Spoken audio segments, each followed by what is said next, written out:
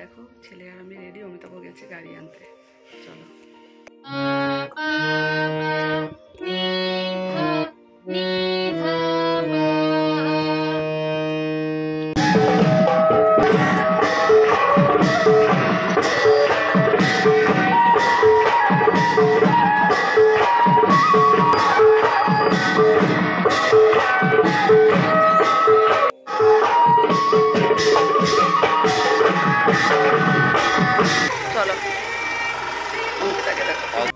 Hello বন্ধুরা, তো স্নান ঠাকুর পুজো হয়ে গেছে আর আমি এখন আয়নার সামনে দাঁড়িয়ে এই যে চুল আঁচড়ে নিলাম, একটু ক্রিম লাগাবো আর সিঁদুর পরবো।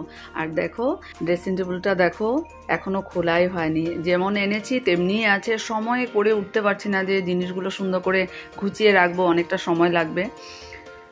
তো আজকে হলো বাসন্তী পুজোর শুভ মহা অষ্টমী, সবাইকে অষ্টমীর অনেক অনেক শুভেচ্ছা ভালোবাসা। আজকে ভাবছি বিকেলবেলা একটু পুজো দেখতে বেরোবো, দেখা যাক। তো আমার স্পেশাল চা রেডি হচ্ছে, আর এই দেখো চা বানানোর পর আমি আমার কাপে শর্ট দিয়ে দিলাম। তো আজকে সকালে ব্রেকফাস্টে রুটির সাথে এই দেখো একদম ফ্রেশ বিনস আর আলু দিয়ে, টমেটো কাঁচা লঙ্কা দিয়ে একটু মাখা মাখা সবজি করব। Hello' friends, good morning. আজি মোৰ লগতে মোৰ নিউ ষ্টুডেণ্ট তুহে গুড মৰ্ণিং কৰিছে, ভাল লাগিছে ন? তো তুমি ক্লাছ কৰিবৰ কাৰণে আহিছা ন? তুহে আজিকালি ধুনীয়া ক্লাছ কৰে। ব'লা আজি খুৰীৰ ক্লাছ কৰাৰ পৰা মই ব্লগটো ষ্টাৰ্ট কৰিলোঁ। কৰা।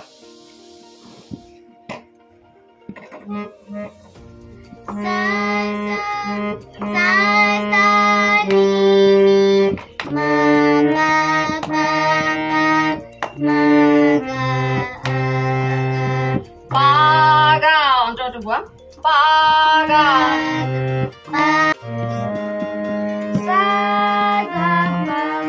গানটা গান একবারে এখানে স্বরলিপি শেষ করে গানটা স্টার্ট করো। জাগা উঠে সাবা জানা তুমি যাবো, জাগা উঠে। দুটো ক্লাস শেষ করলাম, ছোট ছোট জুনিয়রদের ক্লাস এখন আসবে, মধ্যমা পার্ট 1। ভাবছি এখন ব্রেকফাস্টটা করে নেবো। আর এখানে এসে দেখলাম অমিতাভ এটা ধুয়ে দিয়েছে। আমি ভিজিয়ে রেখেছিলাম ব্ল্যাঙ্কেটের কাভার আর একটা বেড কাভার, কারণ এখন তো ঠান্ডা নেই, আর যদিও বা একটু একটু ঠান্ডা লাগে গায়ে একটা বেড কাভার দিলেই হয়ে যায়। তো অমিতাভ ধুয়ে দিয়েছে, রোদ তেমন কড়া নেই, তো আজকে না হলে কাল শুকিয়ে যাবে। আর এটা জানো, এটা অমিতাভর মানে স্পেশালি অমিতাভ এটা গায়ে দেয় কখন জানো, যখন একটু একটু ঠান্ডা থাকে, আবার একটু গায়ে একটা না দিলেও ভালো লাগে না, তাই আজকে এটা ধুয়ে দেওয়া হলো। দুটো শালিক এসেছে, চলো।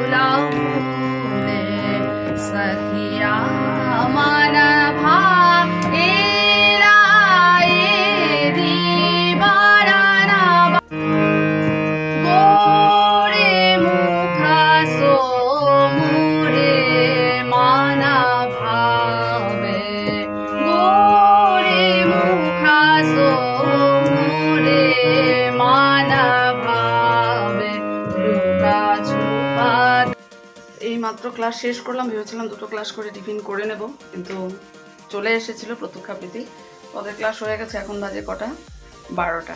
তো এখন ব্রেকফাস্ট করব, এই যে রেডি করছি ব্রেকফাস্ট। এই নিলাম আমার ব্রেকফাস্ট। একদিকে ভাত বসিয়েছি, আর এখানে দেখো তিতা করলা আলু কেটে রেখেছি, নুন হলুদ দিয়ে মেখে রেখেছি। তো ওটা থেকে যেটা জল বেরোবে না সেটাই দিয়ে দেবো, আর ওটাতেই এটা ভাজা হয়ে যাবে। আস্তে আস্তে সিমে রেখে দেবো, ঢেকে দেবো।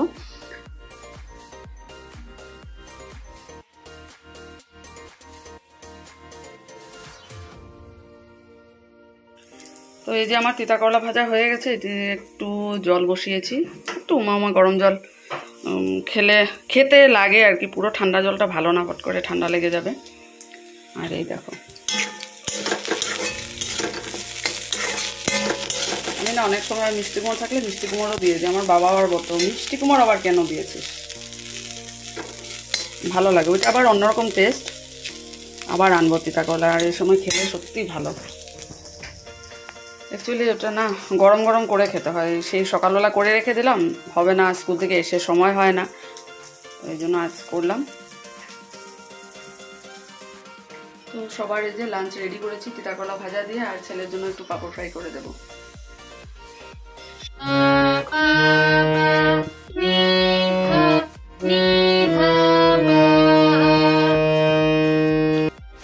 তো দেখো রেডি হয়েছি, যাচ্ছি বাসন্তী পূজা। আজকে মহা অষ্টমী, সকালবেলা তো আর যাওয়া হয়নি, তো এখন বেরোচ্ছি। 3-4টে পুজো আছে, তো সন্ধ্যার সময় আরেকটু আগেই বেরোনোর কথা ছিল, কিন্তু সন্ধ্যার সময় হঠাৎ বৃষ্টি, তো তারপর রেডি হলাম। এই করতে করতে এই যে অমিতাভও রেডি, ছেলে রেডি হয়েছে। তো চলো এখন বেরোবো, অঙ্কিতাও যাবে আমাদের সাথে। চলো সঙ্গে থাকো, তোমরাও দেখো। তো এই দেখো ছেলে আর আমি রেডি, অমিতাভও গেছে গাড়ি আনতে। চলো।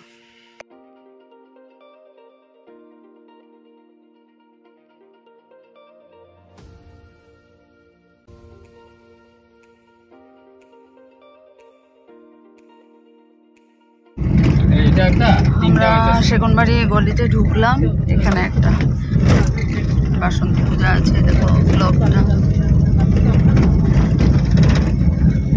আকাশে তারা নেই, কিন্তু তবুও এখন ঠিক আছে, আমরা ভালো করে পূজা দেখে বাড়ি চলে যাই, তারপর বৃষ্টি আসলো কোনো চিন্তা নেই। তো এই যেখানে গাড়িটা পার্কিং করে নিল, কারণ আগে পুরো ভিড় হবে, আর একটা ছোট রাস্তা, তো আবার গাড়ি ঘোরাতে অসুবিধা হবে, তাই এখানে রেখে দিল। আমরা এখন হেঁটে হেঁটে যাবো, মন্দিরটা খুব একটা দূর না, সামনেই আছে। আমরা বিনার মিলের এদিক দিয়ে যাচ্ছি, হেঁটে হেঁটে যাচ্ছি।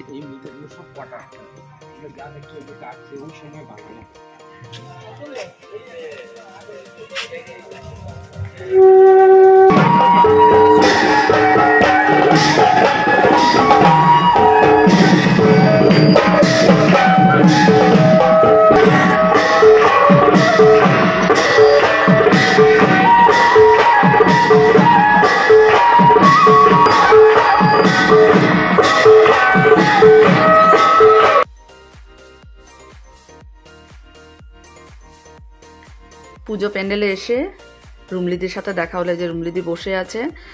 অনেকের সাথে পুজোতে তো দেখা হয়, আর মূর্তিটা এত সুন্দর হয়েছে, অঙ্কিতাও দাঁড়িয়ে দেখছে। আর দিহানাম চলছিল, খুব সুন্দর মানে হয়েছে দিহানাম, আর ওখানে আমার একজন স্টুডেন্টও ছিল।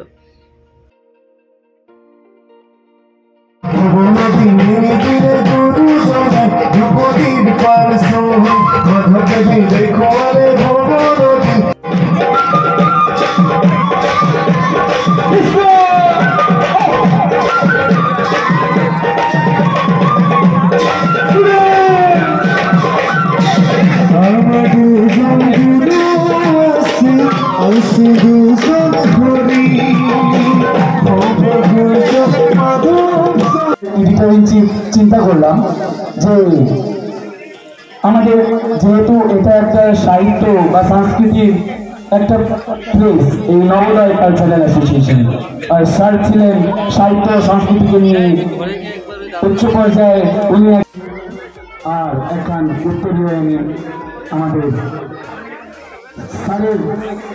স্যারকে মনে করে, স্যারের স্মৃতিটা মনে করে আজ আমরা জয়মানকে প্রাইজ করব।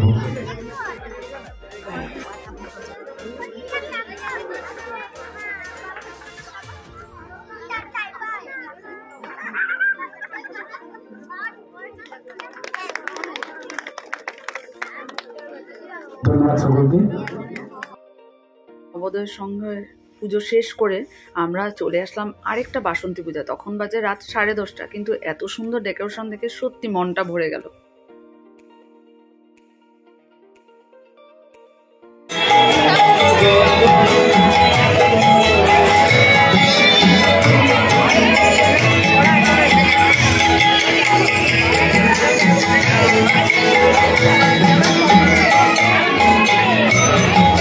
বসন্ত পুজোর শুভেচ্ছা রইল।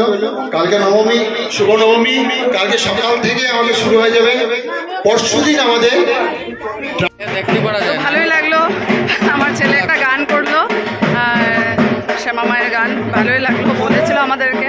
তো যাক, অনেক রাত হয়ে গেছে, তো সত্যি খুব সুন্দর হয়েছে, এত সুন্দর ডেকোরেশন।